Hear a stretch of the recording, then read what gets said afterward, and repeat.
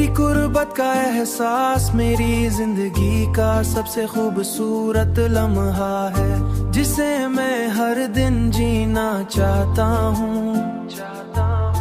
मैं जब भी तेरे बारे में सोचता हूँ तो दिल एक अजीब सी खुशी से भर जाता है, जैसे बाहर अचानक दिल के अंदर उतर आए। तू मेरी दुआ है, मेरी ख्वाहिश है और मेरी वो दुनिया है जिसके बगैर मैं कुछ भी नहीं।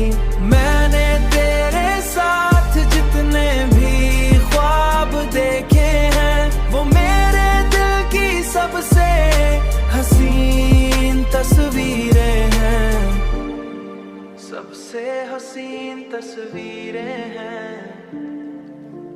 तेरी बातों में वो जादू है जो हर दुख को खुशी में बदल देता है, खुशी में बदल देता है।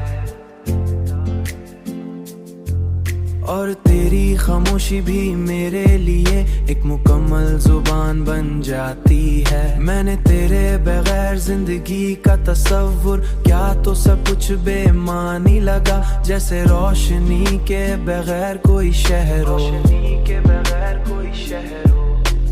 तेरी यादें मेरे दिल को हर वक्त जिंदा रखती है और तेरा नाम मेरी हर धड़कन में शामिल है। मैं चाहे जहां भी जाऊं मेरा दिल हमेशा तेरे ही करीब रहता। अगर मोहब्बत का कोई असलस रंग है तू वो सिर्फ तू है,